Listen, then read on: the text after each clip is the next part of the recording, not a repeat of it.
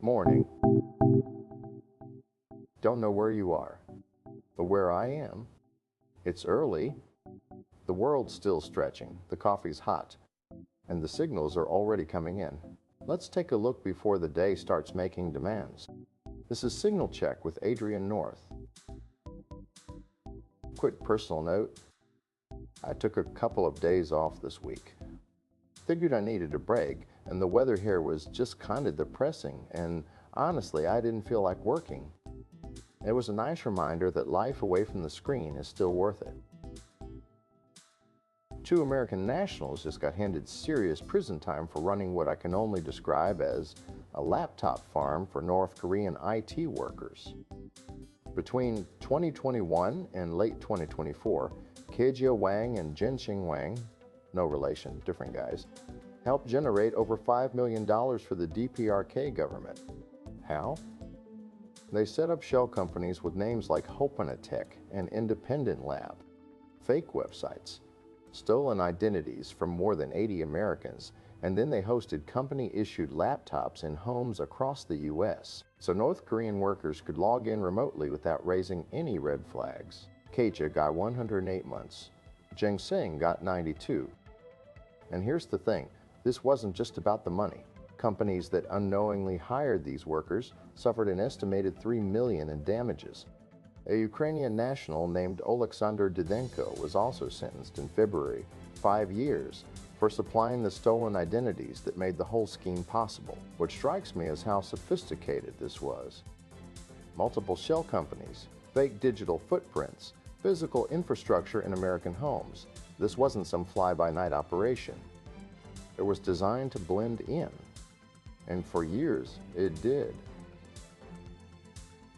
Bluesky's having a rough day.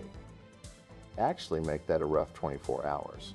The platform's been dealing with a distributed denial of service attack since about 2:40 in the morning Eastern Time. Users have been seeing intermittent interruptions, feeds not loading, notifications delayed, threads breaking, search going haywire. The good news? Bluesky says there's no evidence of unauthorized access to private user data. This is just a brute force attack designed to overwhelm the system and make it unusable. They promised an update by 1 p.m. Eastern on Friday. DDoS attacks are blunt instruments. They don't steal anything, they just break the experience. And for a platform trying to position itself as a serious alternative in the social media landscape, 24 hours of downtime is more than an inconvenience. It's a credibility test. The young hacker behind what's being called a historic breach spoke publicly for the first time this week, right before reporting to prison. His name's Lane, and by age 15, he was already what he describes as a prolific cyber criminal. Big targets, elite-level skills, and according to him, addicted to hacking. He fell into it the way a lot of kids do. Started watching YouTube videos about gaming cheats, reverse engineering, breaking into systems. As a young kid, you're like, I'm gonna do that. And that's how I fell into it. But Lane and the group he's now working with, entrepreneurs, cybersecurity experts, a former FBI agent, they're trying to sound the alarm about what comes next. Because online forums where kids learn these skills, they're also hunting grounds for criminal organizations. They watch for elite performers, approach them, masquerading as another kid. Hey, you want to earn some money? Here are the tools. Here are the techniques. Lon's story is part of a new education and media campaign aimed at Generation Z. They've even developed a testing platform to identify overlooked talent in the cybersecurity field. The idea is to catch these kids before someone else does. Roblox, where some of this activity plays out, says cybercrime is an industry-wide challenge, and they're rolling out age-checked accounts in June. But the real question is whether we can redirect this kind of raw talent before it gets weaponized. Everything you like might be a psyop. I'm not being dramatic. That's literally the conversation happening right now after a deep dive into how modern music marketing actually works. Remember that indie band everyone was talking about last fall? The one that seemed to blow up overnight?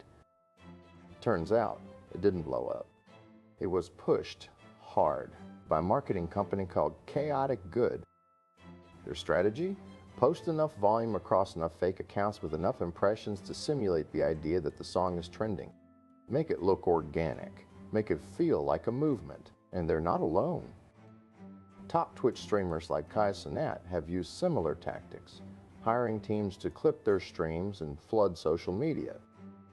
If the algorithm decides what goes viral, then clipping suddenly makes sense because it can come from any random account that just has really good clips. Chaotic Good's office is reportedly overrun with iPhones. Hundreds of them. They buy so many fines of a hacker in their system such VIPs. All so they can run hundreds of social media accounts and fabricate viral trends. When you learn how prevalent this is, it kind of feels like finding out the Tooth Fairy isn't real. You probably suspected something was up, but you wanted to believe in the fantasy. That every viral success story is just a fairy tale that caught fire. The girl group Catsy has been totally upfront about it. There's a Netflix docuseries, Pop Star Academy, that shows exactly how record executives manufactured their success. They're not hiding it. They're leaning into it. And maybe that's the new normal. Authenticity as a marketing angle. Yes, we're manufactured, but at least we're honest about it. Europe just launched a free open-source age verification app, and the European Commission is calling it the answer to protecting children online. It is our duty to protect our children in the online world just as we do in the offline world, they said. Fair enough. Here's how it works. You download the app, set up a PIN or biometric access, prove your age using an electronic ID or a passport. Biometric verification included.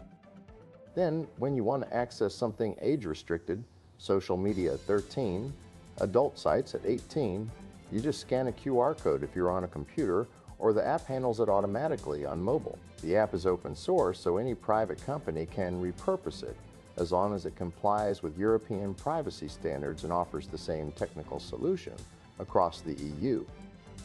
And every has to go through certain systems so easily, in your system so easily. But here's my angle.